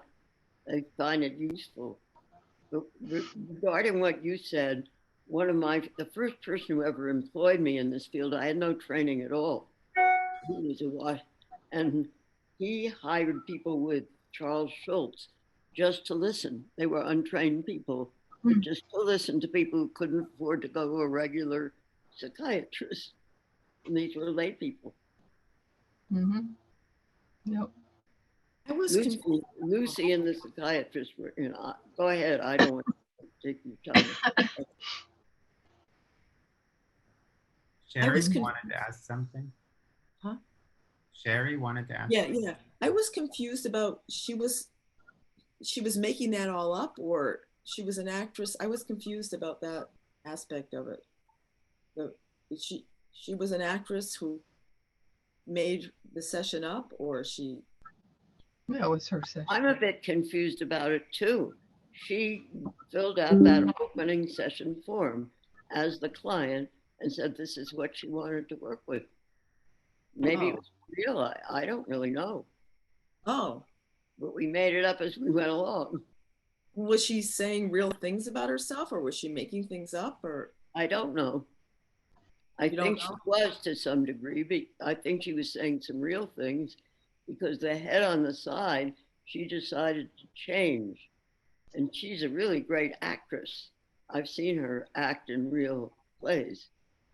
And sing with really parts.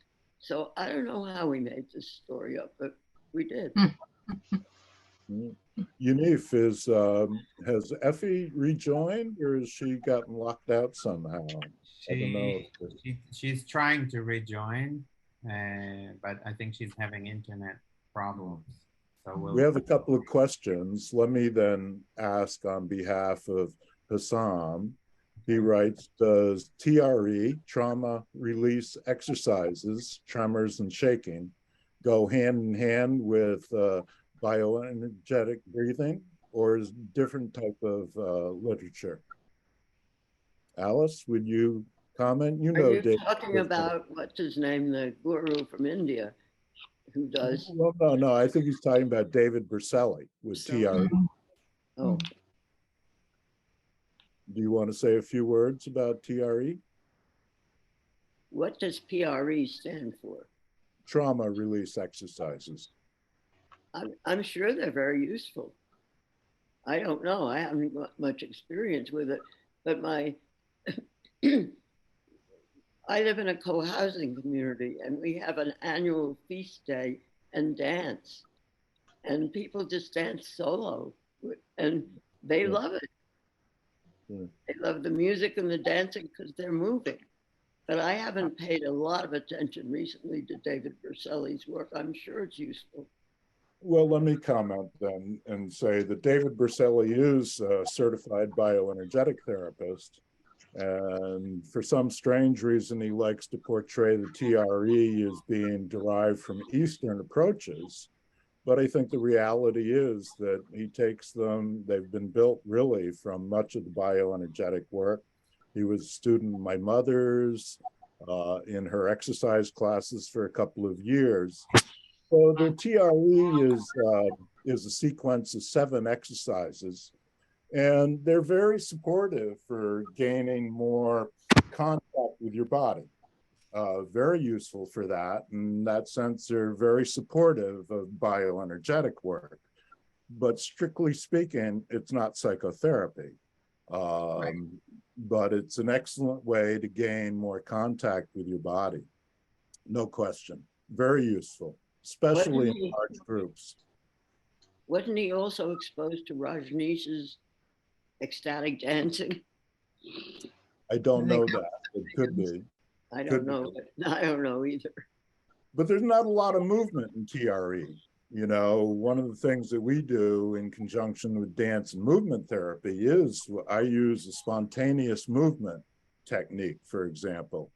And that kind of dancing is not part of the TRE.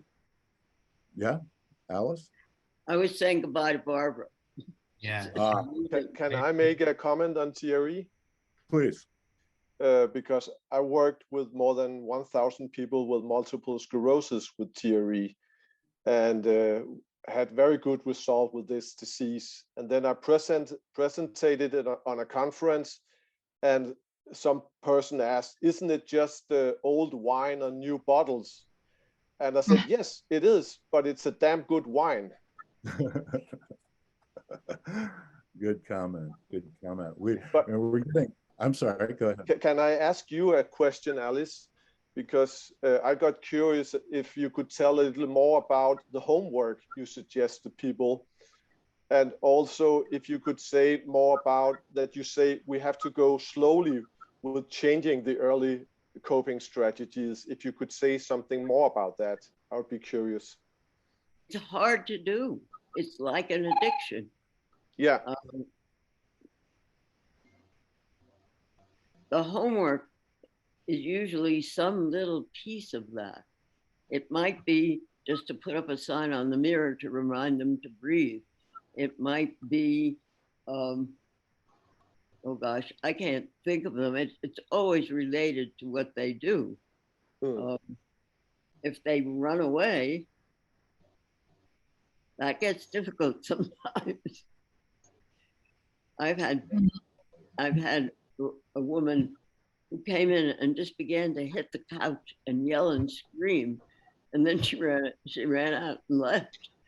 She came back, but the homework is based on what they have brought as the thing that they want to do. Like why in the session, she's playing with the idea that maybe she wants to be a lawyer, and maybe she should use the spare time to get more money from the job she's doing so that she can pay to go to school at night instead of doing extra stuff. What was her early? My second question was about the tempo, because you put emphasis that it should go slowly. If you could say something more about the tempo. Well, you get too anxious if you go too fast and change the thing fast. And I want to encourage people, because the patterns are big ones often.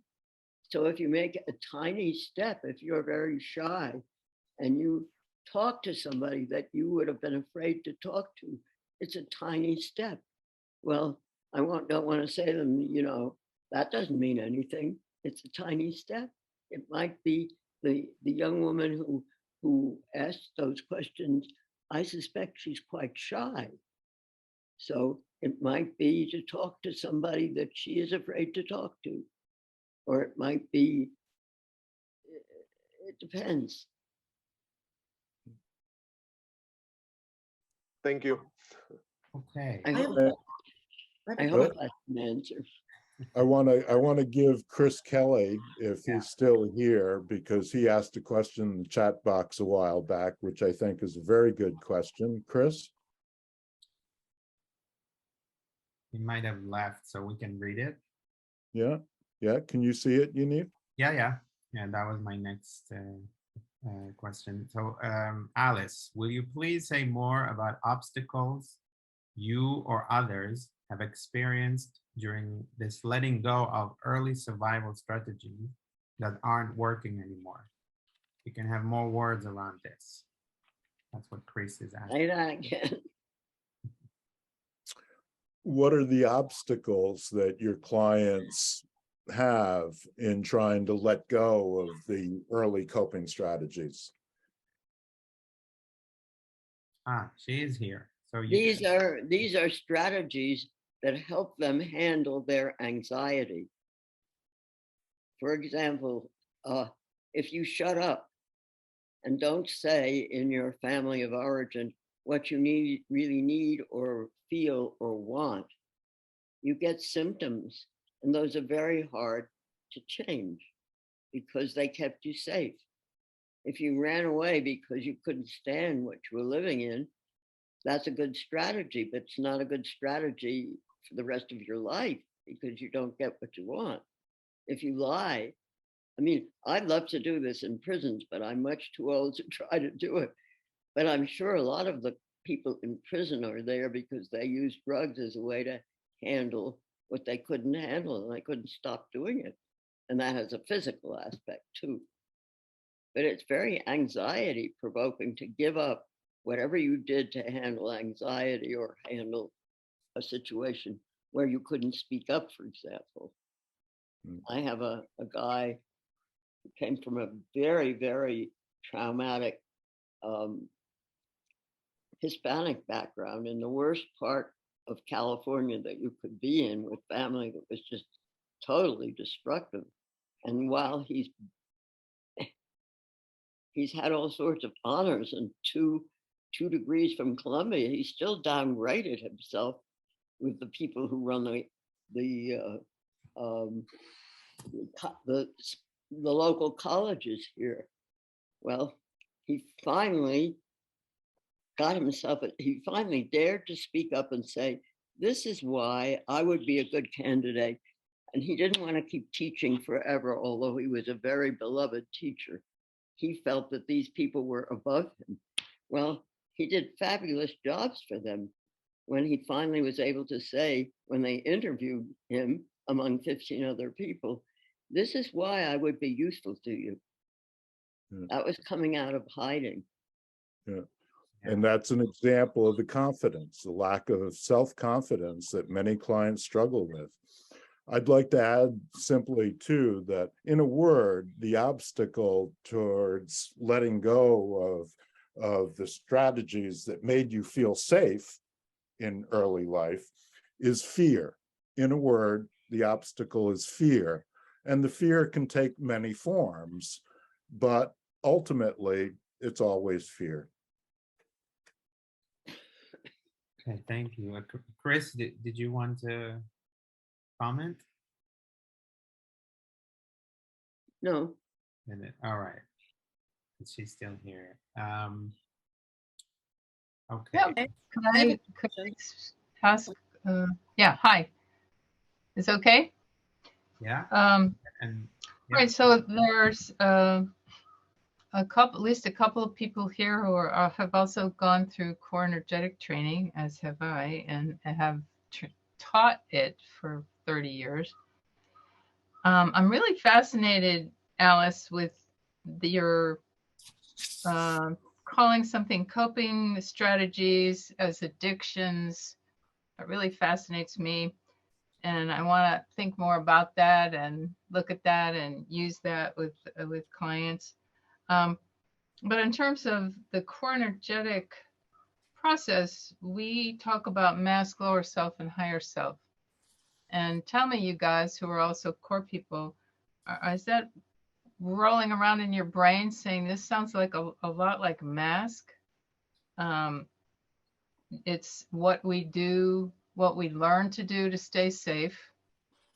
And then we forget about how we're doing it, but we use it, and it's a coping mechanism when we're young, and then later on when we're older, until we know about it and then can try to change it, because it's not helping us, it's not serving us usually as adults, but it does serve us as kids.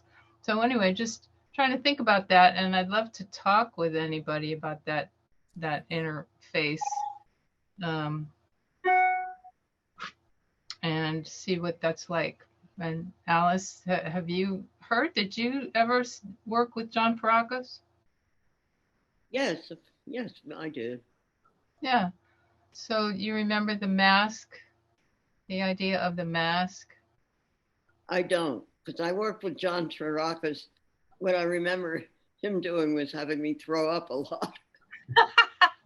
Oh, yes, I remember that too. Those were the old days. But I didn't work with him after he went into the spiritual part of it and left Al and bioenergetics. I stayed with the bioenergetics. Right.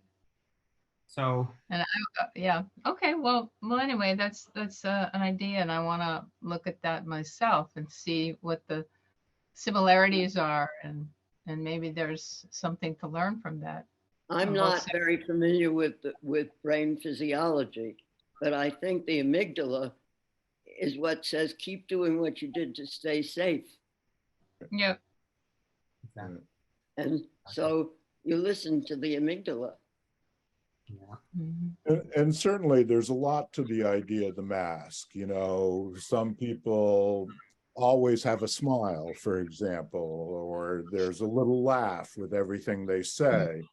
And it's a way to, you know, in the here and now, to get people to like them, perhaps. And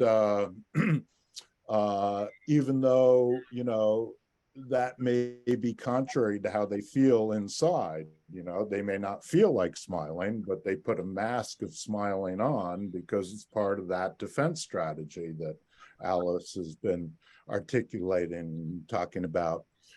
I would say further that it's really the difference between authenticity and inauthenticity. A mask is always a flavor of not being authentic.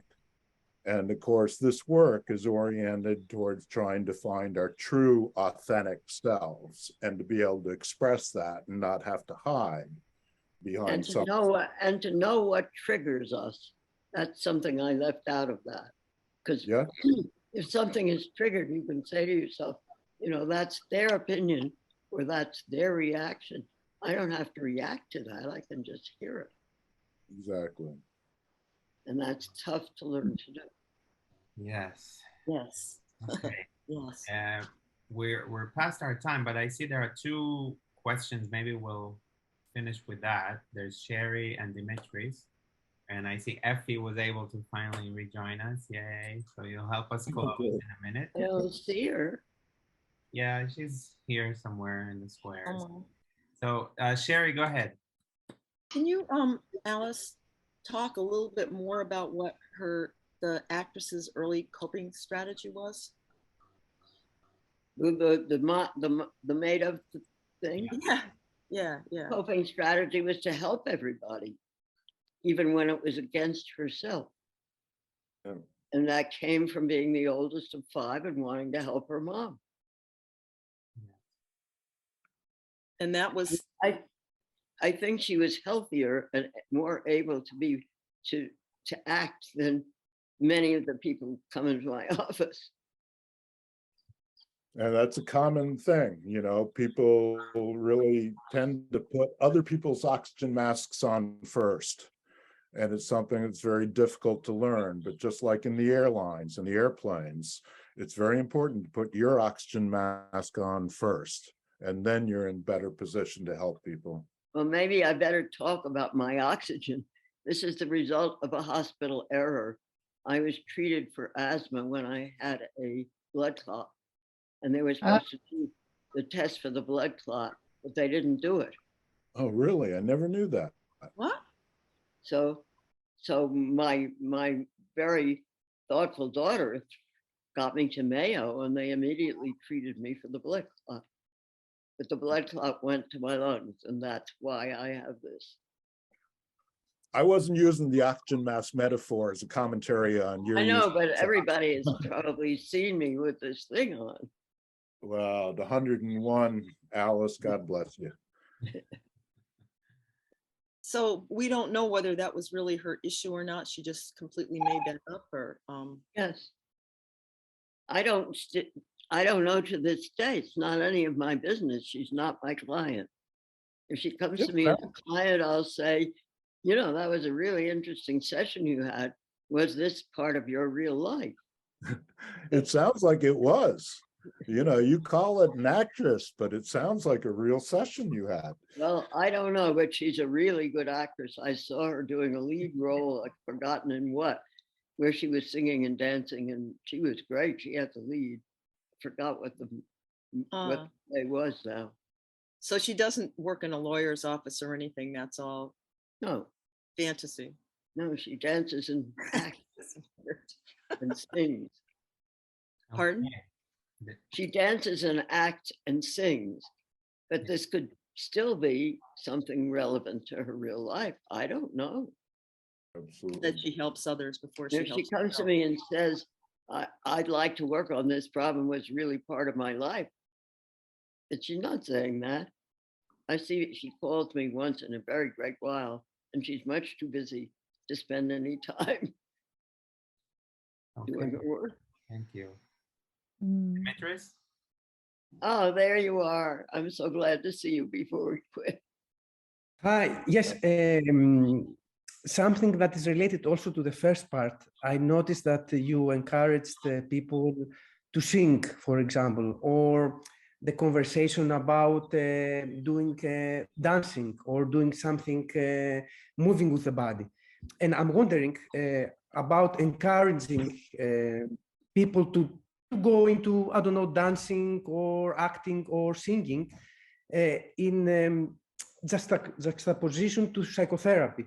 I've met, you know, some dancers or some singers that are the most neurotic people I have ever met in my life. So I'm wondering about how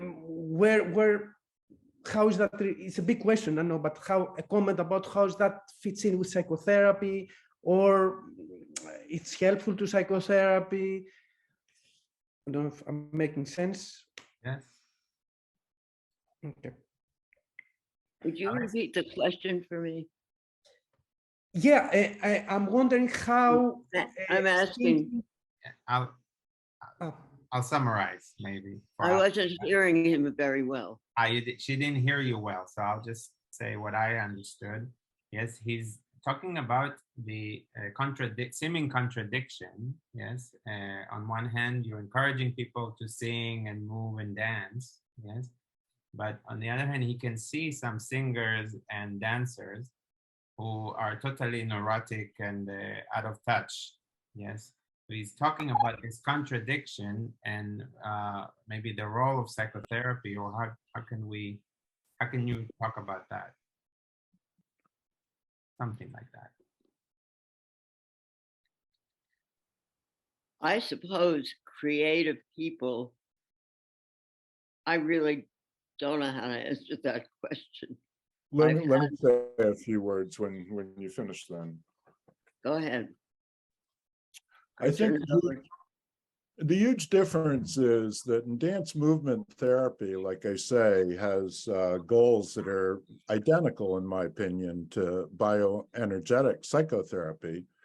But the dance movement therapy is practiced as therapy is really oriented towards freeing the person's internal impulses to express in movement or in whatever form of expression. And the work in the bioenergetics or body psychotherapy generally, what we're really after is to really connect people with their feelings. And the exercises help in certainly raising the energy as we help people breathe better and feel more confident in their stance and posture.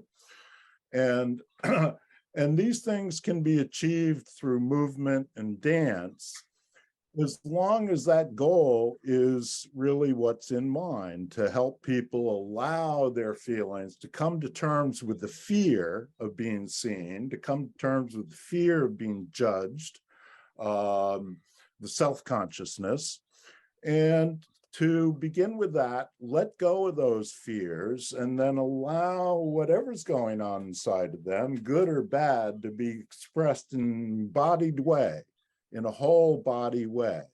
Now, in contrast, especially in ballet, but other forms of dance and entertainment, much of that is very scripted and performed. And that's really the difference. Ballerinas, I think, have a reputation of being incredibly graceful on stage, but incredibly clumsy off stage. And that's because their performance is highly practiced. It's highly choreographed and highly practiced. And just like in high athlete sports, you know, just because they use their body for amazing things doesn't mean they're in touch with their body. In fact, you can push your body to such limits if you're out of touch with your body. But in the world of sports, this often results in the best athletes becoming almost crippled by the age of 50. So that's an example, I think, of difference between performance arts and dance movement therapy as therapy. Yes. Well Is said. that clear? Very clear. I also think we should mention that one of Reich's, one of the stimuluses for Reich being a body psychotherapist was his connection with a dance person. Absolutely. That's why dance is one of the first forms of Reichian therapy that emerged in the 1940s. Yes. Yes, very It was important. maybe the love of his life, and she wouldn't come to America with him. Hmm. I wish I knew more about that story. It certainly seems to be true. Okay. Yeah. Okay. Dimitri, are you covered with this Yeah, answer? thank you. Yes. Good. So I'm sorry I couldn't connect back. I don't know why. There is we are over the time that we have calculated for this meeting, but I'm sure that there is a lot of conversation more to be done. I'm not aware exactly what were the comments after the second part of the video, but there is a repetition from Ro earlier from the chat. Have you seen this question? I'm going to read it. Is bioenergetics an evidence-based therapy? In other words, is it measurable in terms of its effectiveness for anxiety or depression? And maybe we can close with this.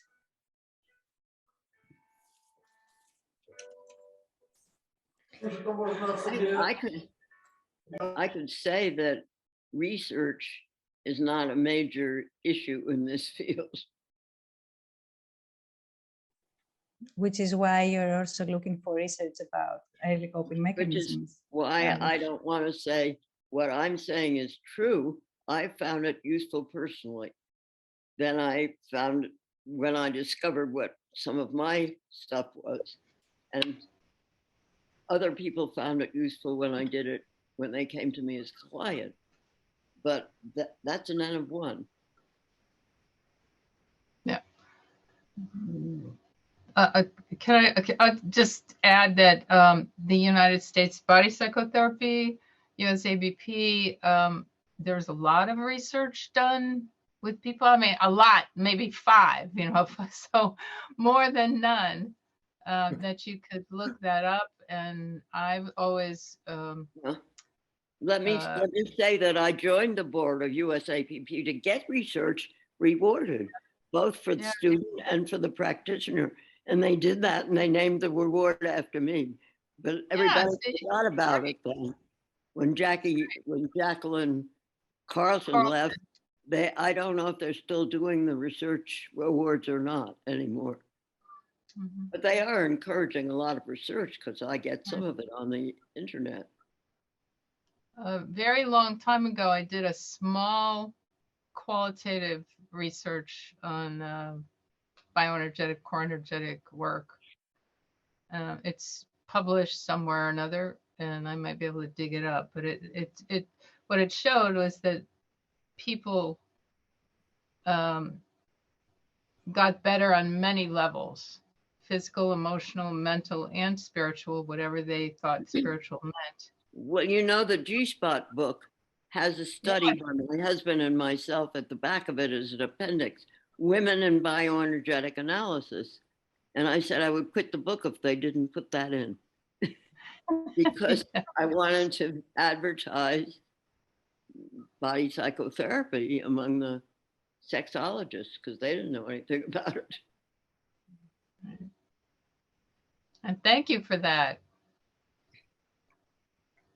So if you have the book, it's an appendix. I'm sure I have the book. Well, there's an appendix and it's called Women and Bioenergetic Analysis. And they said that they found it very useful in many ways, including sexually. They didn't agree with two views of the founder.